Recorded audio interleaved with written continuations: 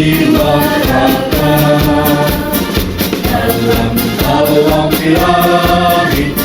Assalamualaikum warahmatullahi wabarakatuh. Alhamdulillahirabbil alamin wa bihi nasta'inu ala umuri dunya waddin. Wassalatu wassalamu ala asyrafil anbiya'i wal mursalin wa ala alihi washabihi ajma'in. Amma ba'du, rekan-rekan mahasiswa-mahasiswi yang berbahagia, semoga dalam kesempatan ini selalu dirahmati oleh Allah Subhanahu wa taala. Dalam sesi 10 pada mata kuliah ketiga dan hukum ketenagakerjaan, kita akan membahas tentang Undang-Undang Keselamatan Kerja Nomor 1 Tahun 1970, Peraturan Menteri Tenaga Nomor 06 Men 1996 tentang Sistem Manajemen Keselamatan dan Kesehatan Kerja. Kita akan membahas tentang ILO Code of Practice Representative of the Industrial Accident, ya, di mana ILO ini adalah International Labour Organization. Nah, ini kita coba akan bahas ini dalam kesempatan ini, di mana di sesi 9 sebelumnya kita telah membahas tentang rangkuman atau kita telah menyampaikan terkait dengan undang-undang serta peraturan tentang K3 sesuai dengan topik khusus pada tema K3 itu sendiri. Khususnya terdiri dari banyak hal, ya. Di antaranya ada tentang ahli K3, ada tentang kecelakaan, ada tentang bangunan, kemudian juga tentang kebakaran, tentang dokter, kehutanan, dan lain sebagainya. Pada kesempatan ini di sesi 10 ini kita coba akan membahas sedikit membedah tentang International Labour Organization atau ILO. Baik, kita bisa mulai pembahasannya. Sebelum kita mulai pembahasan, tentu harapan saya bahwa pada sesi ini setiap mahasiswa mempunyai pemahaman tentang peraturan perundangan yang akan kita bahas pada kesempatan ini, juga memahami tentang secara garis besar apa saja yang termuat di dalam ILO ini, ya, tentang di dalam International Labour Organization ini. Oke, saya share materinya terlebih dahulu. Oke, kita pertama-tama akan sampaikan tentang ILO, ya. Nah, ILO ini adalah aturan atau standar. ILO ini berupa panduan praktis yang ditetapkan di industri dalam upaya mencegah terjadinya kecelakaan besar seiring dengan kenaikan produksi, penyimpanan, dan penggunaan bahan berbahaya. Tujuan daripada panduan praktis ini adalah untuk memberikan arahan tentang aturan administrasi, hukum, dan sistem teknis untuk pengendalian instalasi berisiko tinggi yang dilakukan dengan memberikan perlindungan kepada pekerja, masyarakat, dan lingkungan dengan mencegah terjadinya kecelakaan besar yang mungkin terjadi dan meminimalisasikan dampak dari kecelakaan tersebut. Kemudian penerapan panduan praktis ini dilakukan pada instalasi berisiko tinggi yang diidentifikasikan dengan keberadaan zat-zat berbahaya yang membutuhkan perhatian tinggi. Nah, ini adalah aturan atau standar ILO, ya. Nah, di antara isi dari ILO ini, ya, menyampaikan tentang yang dimaksud dari instalasi berisiko tinggi berdasarkan jenis dan aktivitasnya menurut panduan praktis. Isinya di antara dalamnya ada apa?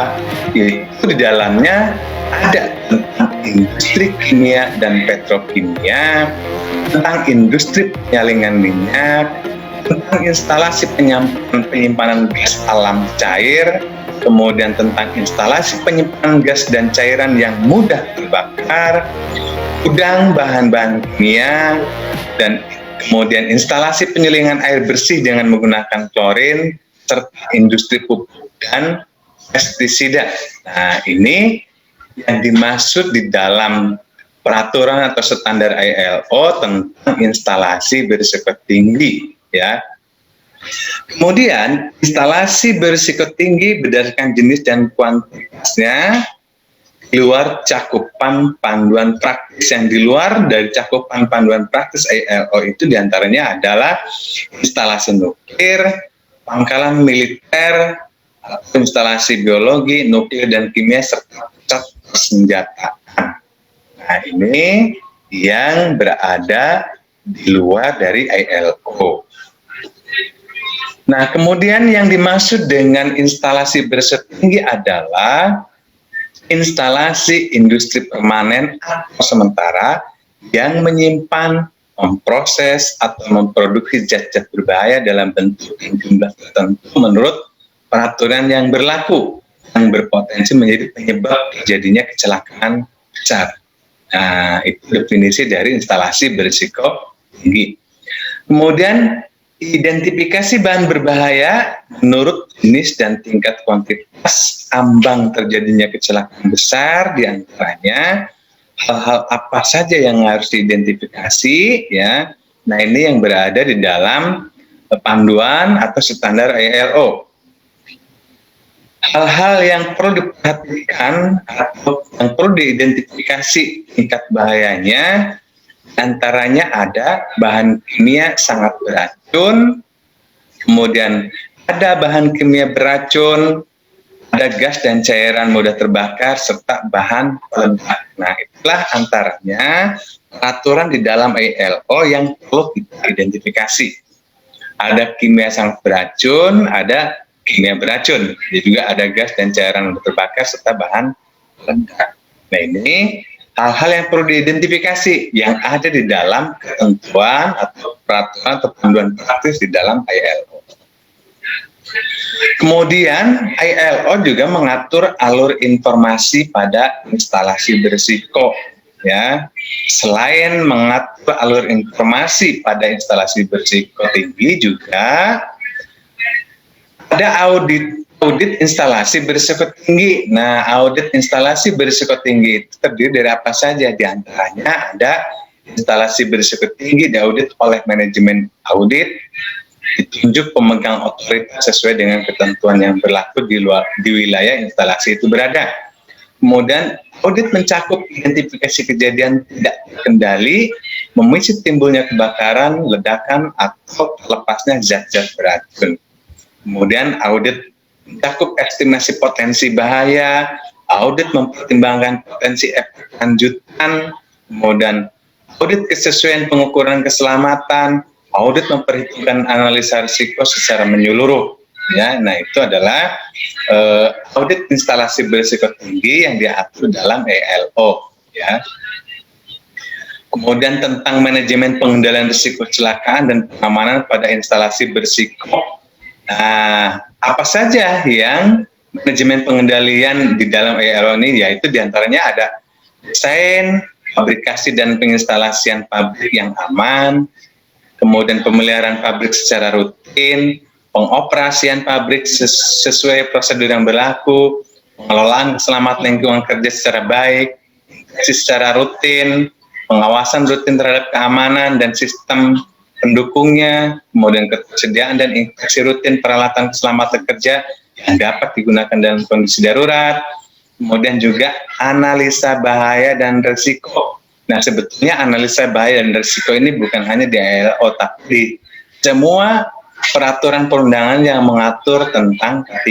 Nah, ini menjadi penting tentang analisa bahaya dan risiko atau identifikasi potensi bahaya dan risikonya, ya.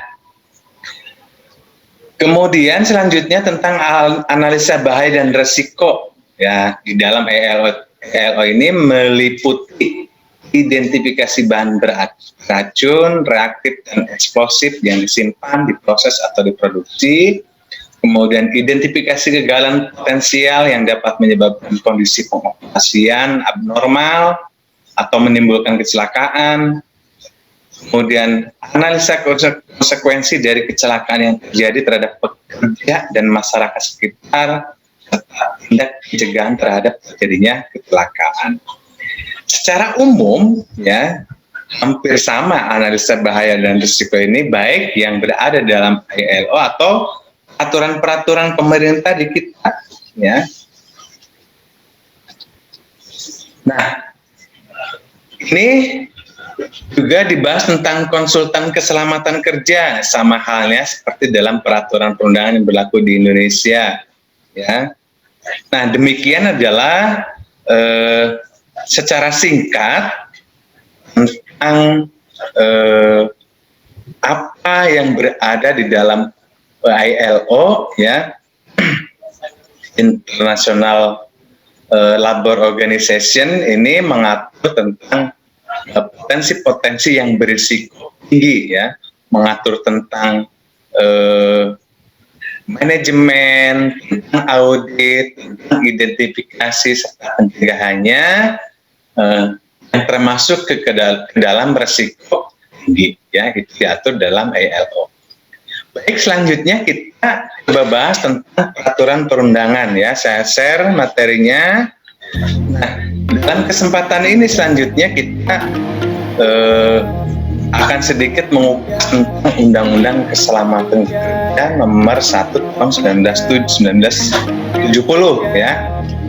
Nah, Undang-Undang Keselamatan Kerja Nomor 1 Tahun 1970 secara garis besar ada 3 unsur keberlakuan undang-undang. Nah, unsur pertama adalah tempat mana dilakukan pekerjaan bagi suatu usaha, kemudian adanya tenaga kerja yang bekerja di sana, kemudian adanya sumber-sumber bahaya kerja di tempat itu. Itu adalah diantaranya 3 unsur keberlakuan Undang-Undang Nomor 1 Tahun 1970. Kemudian tentang pengawasan keselamatan kerja. Pengawasan secara langsung dilakukan pegawai, pengawas, dan ahli keselamatan kerja. Pengawasan secara tidak langsung termasuk oleh manajemen puncak yang hanya melakukan audit terhadap usaha perbaikan dari hasil pelaporan pegawai, pengawas, dan ahli keselamatan kerja. Nah, ini adalah yang ada isi di dalam Undang-Undang Keselamatan Kerja Nomor 1 Tahun 1970. Kemudian ada Undang-Undang Keselamatan Kerja mengatur keselamatan kerja di segala tempat kerja, baik itu di darat, laut, dan udara dalam wilayah RI. Undang-Undang Keselamatan Kerja juga bertujuan untuk mengurangi kecelakaan, mengurangi adanya bahaya peledakan, memaksa peningkatan kemampuan pekerja dalam memberikan pertolongan pertama pada kecelakaan, dan pemberian alat-alat pelindung kepada pekerja, terutama untuk pekerjaan yang memiliki risiko tinggi, serta membantu terciptanya lingkungan kerja yang kondusif, serta penerangan tempat kerja, kebersihan, sirkulasi udara, serta hubungan yang serasi antara pekerja, lingkungan kerja, peralatan, dan proses kerja. Nah, kemudian yang dimaksud dalam sumber bahaya dalam Undang-Undang Nomor 1 Tahun 1970, sumber bahaya itu diantaranya ada kondisi mesin, pesawat, alat kerja, serta peralatan lainnya. Kemudian ada bahan berbahaya, ada lingkungan, ada sifat pekerjaan, ada cara kerja, juga ada proses produksi. Nah, ini yang diatur dalam Undang-Undang Keselamatan Kerja Nomor 1 Tahun 1970. Oke. Kemudian mengatur juga tentang pengawasan keselamatan kerja. Nah, pengawasan keselamatan kerja itu diatur dalam monitoring dan pengambilan keputusan tindakan perbaikan keselamatan kerja, serta tindakan perbaikan keselamatan kerja, continuous improvement seperti perbaikan cara dan proses kerja, pemeriksaan rutin kesehatan pekerja, serta retribusi keselamatan kerja. Tentu banyak hal lain lagi yang diatur dalam Undang-Undang Keselamatan Kerja Nomor 1 Tahun 1970. Nah, selanjutnya di sini juga telah dirangkum tentang undang-undang dan tentang peraturan pemerintah yang mengatur tentang K3. Nah, tentu ini rangkuman-rangkuman ini juga telah dibahas di sesi sebelumnya. Ya, ini hanya untuk memudahkan Selanjutnya, bagi kita, apabila kita menjadi seorang ahli engineer yang kemudian kita akan melakukan sesuatu di bidang ketiga dimanapun dan kapanpun, kita perlu tahu bahwa topik yang sedang kita tangani itu tentang ketiga apa, kemudian undang-undang dan peraturan pemerintah yang berlaku di bidang itu adalah apa. Nah, itu secara singkat yang dapat saya sampaikan. Tentu tugasnya dalam kesempatan ini adalah mengkaji undang-undang jasa konstruksi yang mengatur tentang biaya konstruksi. Ya. Nah, di mana biaya konstruksi, di mana biaya ketiga dalam setiap item pekerjaan harus dimasukkan biaya ketiga. Misal pekerjaan dinding. Dari pekerjaan dinding membutuhkan biaya ketiga itu berapa dan terdiri dari apa saja. Coba dikaji masing-masing mengkaji cukup satu item pekerjaan, estimasikan dalam setiap item pekerjaan itu membutuhkan biaya ketiga berapa dan terdiri dari item apa saja. Baik, itu yang bisa saya sampaikan dalam kesempatan ini di sesi 10 ini. Semoga ini bermanfaat. Tentu saya banyak kekurangannya, maka mohon maafkan. Dan saya akhiri billahi taufiq wal hidayah. Wassalamualaikum warahmatullahi wabarakatuh.